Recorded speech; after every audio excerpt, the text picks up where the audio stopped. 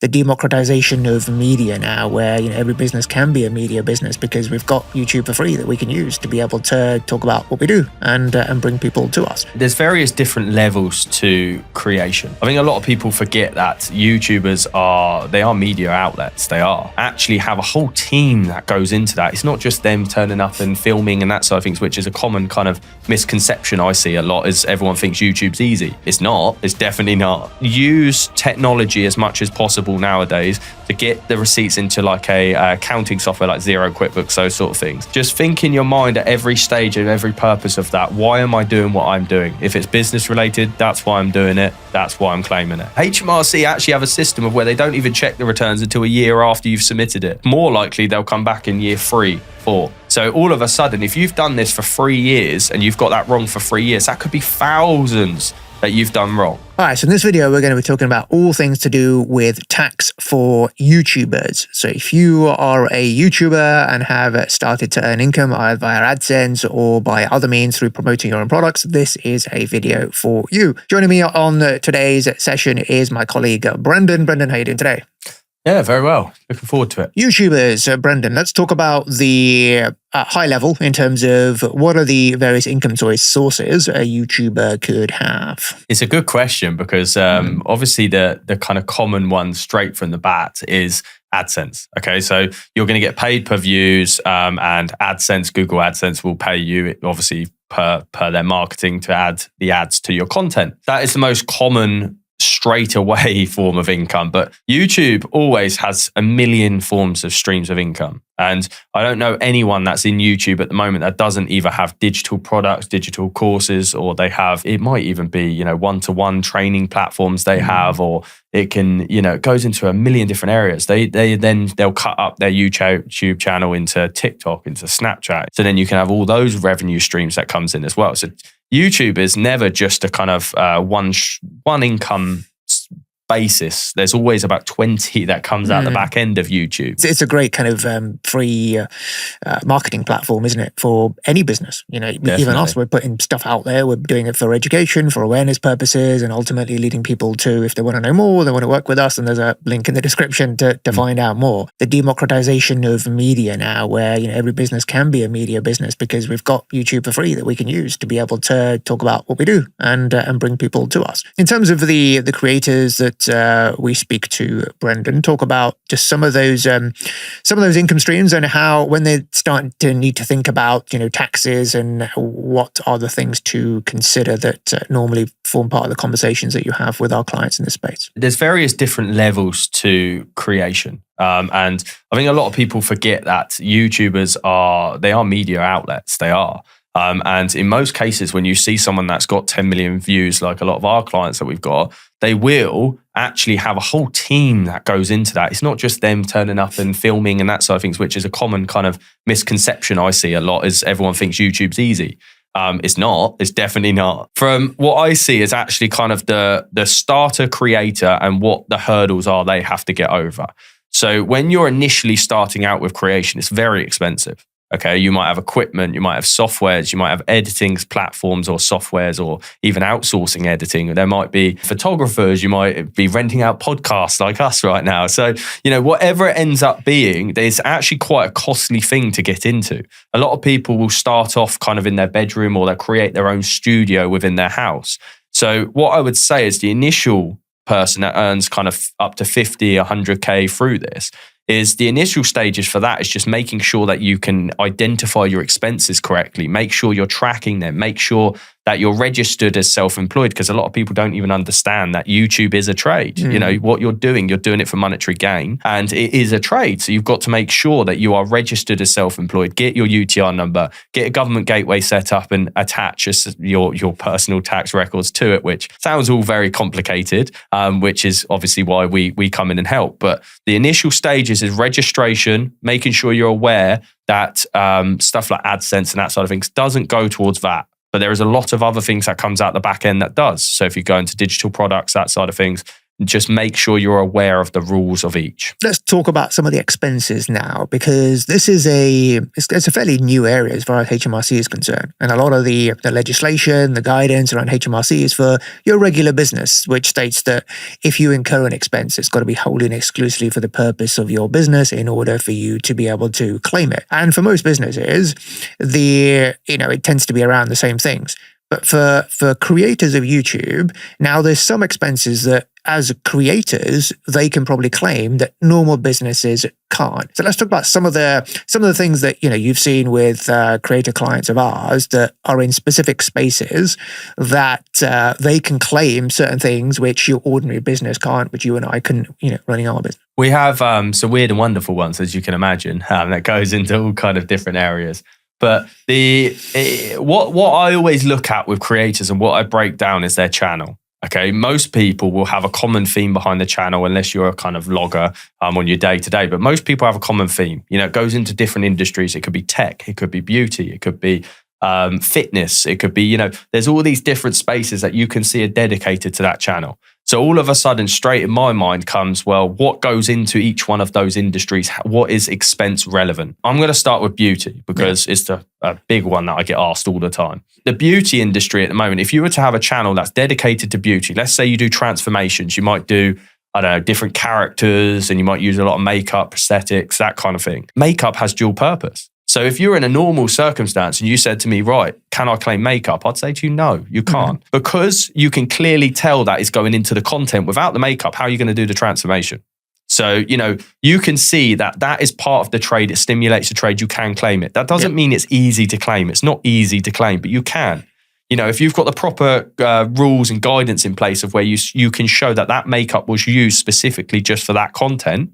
Okay, some people might say they throw it away after, which is unlikely. They might just use it again against future content. I have some creators, for example, that they pay for, or as part of their room, they might have their own work from home kind of room or studio. And in that, they will have all of their equipment, including, the makeup that's used as the transformations, that side of things. And it's not used towards personal, which is very hard because HMRC are always going to try and fight on the purpose that you have this dual purpose, personal should split it between. No, the purpose was bought to stimulate the trade, and for the business, it's claimable. I'll give you another example into this, I guess, is travel. It's probably the most common thing. And you'll see, unfortunately, some creators online that will just put it here, there, and everywhere. And they say, oh, I employ my wife, so should we get to go on holidays all the time and film it? And we just film parts of it, and then we claim it all. No, you can't. You can't do stuff for that purpose. Okay, it can't. If you told that to HMRC, I film my holidays, and they'll say to you, well, how is that stimulating the trade? How is that connecting to the channel? How is that then monetized to then get a back end from that? Which is very difficult. But what I would say is if the purpose of the trip is business related. So I have a client, for example, that is touring America at the moment. Okay, as part of that, the whole purpose and what they've set up is a whole schedule of filming content that is designed to stimulate a back-end product of their fitness apps or their fitness trade that they're in. So straight away, the purpose of all that content is just marketing towards the outer product. So of course they can claim that. And I think with travel itself, I think it's always the purpose of the trip. It's always, if it's business related, you can claim it. There can be some incidental personal use. I can use an example of me going to Dubai all the time.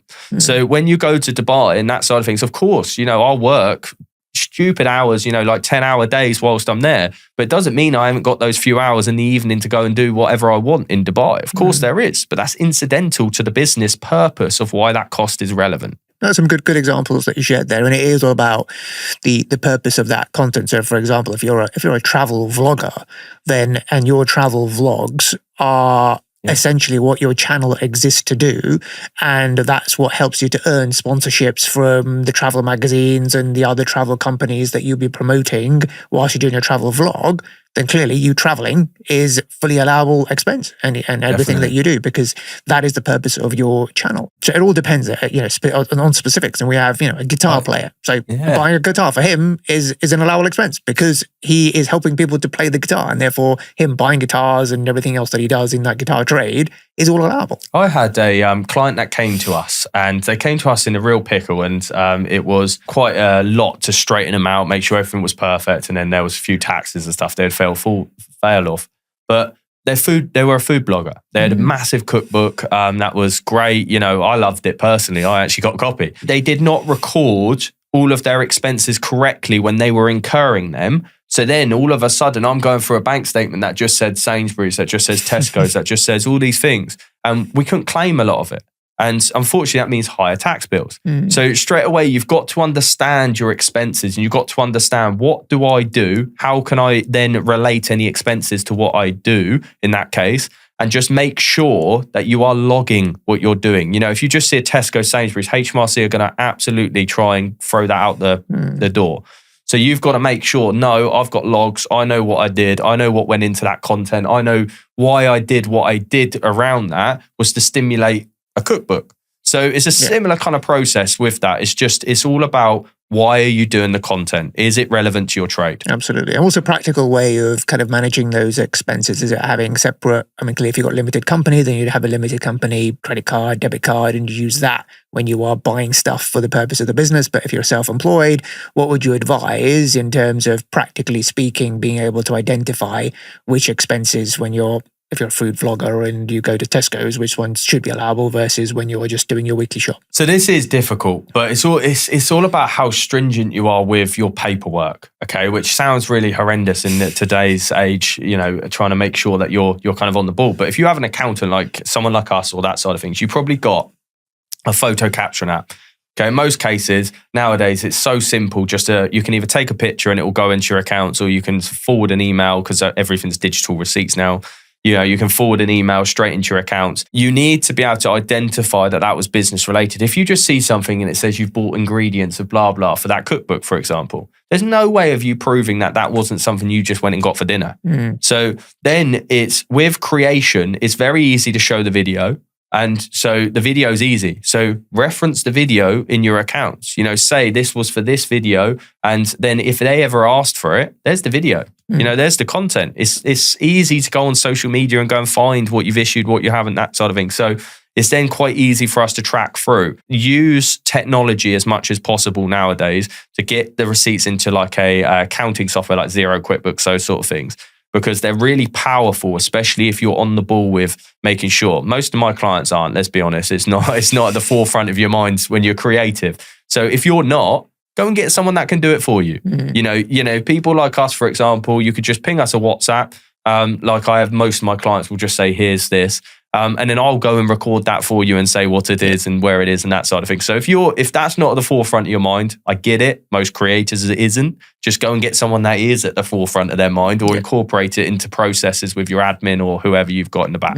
Okay, so one last thing on expenses is one we get all the time, isn't it? In terms of, when can I claim my coffee, you know, in the afternoon? Can I claim my lunch? When can we claim subsistence expenses, and when can't we? I'm going to give you the generalized term. So the only reason why you can claim travel and subsistence in a company is mainly for a temporary purpose. Okay, so temporary workplace, and it's very corporate-y, the kind of guides that HMRC have on this. If we're having to go anywhere to film, and we're having to go to temporary locations to film here, there, and everywhere around the world, you can claim the travel and subsistence based on that, because it's a temporary location, it's temporary filming, everywhere's temporary. If you were to say to me, well, I'm just nipping down the shop to my local, I don't know why a kebab house came to mind, but a local coffee kind of shop. I'm obviously in there too much, but the you know, just a local kind of food outlet, then I would say to you, no, you know, you're just popping down the road. You've got to think HMRC, can employees claim that? No, why can't they claim that? It's because they can pre-plan all those meals. You can't pre-plan on a temporary location. You have to go there. You can't just, you know, then plan meals around that. Sometimes it gets intertwined with why you're actually there. You mentioned coffee shops. I work from coffee shops all the time. Okay. In most cases, I can go to a coffee shop, but what is the premise of me buying a drink? Sometimes I buy the drink because I need to use the Wi-Fi and I need to sit in there for 8 hours. So I think there's also a concept of this that you have to flip to say, well, actually, is it subsistence, or am I just paying almost like a rental charge so that I can use their Wi-Fi? So, you know, that's also a common misconception that I see of, where everyone kind of thinks Costa is not my coffee of taste, but Starbucks or those kind of places, you do just buy it to use the Wi-Fi sometimes. Yeah. So you've also got to consider, why are you there? Build the story. HMRC are then going to ask for that story. They're going to ask for the receipt. They're going to ask to make sure everything ticks all the boxes. Yeah, 100%. That's more common. It's a lot more common with creatives because generally they work from home, and occasionally they'll go out and they'll go sit in the coffee shop and do their editing and, catch up on stuff that they're doing on their laptop, but they're using that coffee shop essentially as a place of work. Yeah. And rather than paying rent to your likes of Regos or a serviced office, you pay for a cup of coffee and a sandwich in order to be able to do your work there. So like you say, that could be construed as a rental payment as opposed to a payment for subsistence, because the primary purpose is for me to go and do work there. So definitely. Yeah, I think things are evolving. The HMRC perhaps haven't evolved, but certainly the arguments in favor for claiming stuff like this in the new way of working and what creatives do these days is perfectly plausible. Anything else that we need to add on to this video for YouTubers, do you think, Brendan? I think generalized kind of expenses is just look at what goes into the content. Look at the kind of roots of the stages of the content. You're always going to have a kind of pre-production, post-production cost. That goes in directly into the content that's claimable. Okay, you're then always going to have admin costs that comes out the back of that. Okay, it might be softwares, it might be rental spaces, it might be whatever comes out the back end of that as kind of like an overheads cost. Just think in your mind at every stage and every purpose of that. Why am I doing what I'm doing? If it's business related, that's why I'm doing it. That's why I'm claiming it. And I think just in this case, I see a lot of people that try and take the mickey a little bit when it comes to expenses, and they try and say, well, no, I'm just going to claim holidays, or I'm just going to claim this, or I'm just going to claim that. Just, try and get out of that mindset. Try and get in the mindset of saying, well, this is business related because of this. It's stimulating that trade. And I guess just on the expense bit, you always get the case of, my mate's accountant, they put this through, or Dave down the pub told me I can claim this and I can claim that. So they think, I can claim it too. What's your response to, the common... Honestly, it's like a common kind of, in accounting, it's kind of like a laughable or a joke or that sort of stuff that we have a lot of Dave down the pub, because a lot of people will always tell you they're doing it differently. And unfortunately, if you don't have the right professionals around you, then, and even we know accountants and that sort of things that don't niche in this, they don't know the ins and outs, so they'll stick to what's, the kind of historical way of working with clients. I would say to you at the moment, I would say just seek the right advice. Okay, seek a niche, seek someone that actually deals with this day to day and actually has creators or that side of things. Doesn't have to be us. There's others out there, but just seek advice from the right professionals and use the professionals. Okay, because if I said to you right now, you should be changing your content to do this, you'd be laughing me out the door. You would say, I've got millions of subscribers. I made it. What are you? We've got nothing, So I would say to you, kind of stick to the lanes you're in, get the right team around you, the right professionals, because that team is what's going to drive everything forward for you as a business. Yeah, absolutely. And on that point, it's about, other people may have put certain expenses through, and it doesn't mean that just because nothing has happened that it's the correct thing to do, because we operate in an era of self-assessment, meaning that we are responsible for accounting for our own taxes. And then it's up to HMRC to potentially investigate where they see errors. They're not going to pick up on all the errors because they just don't have the manpower to do so. But if they do pick up on something and it is incorrect, then they will come down on you like a ton of bricks. So it's just not worth the risk of putting something through and hoping you're going to get away with it just because somebody else has. The other thing that I get a lot is, okay, my self-assessment is submitted, HMRC's accepted it. That's it, done. No, it's not. HMRC actually have a system of where they don't even check the returns until a year after you've submitted it. And even then, it's unlikely they'll probably come back to you on the return then. Okay, it's more likely they'll come back in year 3, 4. So all of a sudden, if you've done this for 3 years and you've got that wrong for 3 years, that could be thousands that you've done wrong. Yeah. And then all of a sudden that builds up in penalties, interest on top. You lose out from this. And then, of course, it's just better to get it right at the start. Make sure you got the right structures, which is probably the next stage of the kind of conversation of when you've made it and when you're kind of getting regular income and streams into your business from YouTube. Yeah, absolutely. And just lastly, just to finish off with AdSense, changing AdSense. So we get quite a lot of this because we help people move to Dubai. Once I set up in Dubai, how do I change my AdSense over? How easy is that? I get this a lot because US withholding tax really dictates it dictates what we do in this kind of situation quite heavily. Because in the UK, we have a 0% withholding tax, which means everyone's they submit what's called a W8BN or BNE form, depending on limited company or personal. And then they get a 0% withholding tax. Great, you got all your money in your pocket. But what they kind of miss is the reason why we get 0% is because we've got a strong double tax treaty with the US, which allows us to get the 0% under certain articles under their withholding. So most business profits is Article 7, or, it allows us to basically say, right, 0% because of the double tax treaty. When you're moving to certain countries around the world, doesn't have to be the UAE, make sure you're checking the double tax treaties and make sure that the US has a tax treaty with them that you can then rely on to get the 0%, because otherwise you're going to lose 30% or you can reduce to 15% in some circumstances. A really big key area is at the moment, because a lot of people move to the UAE, is you actually lose out.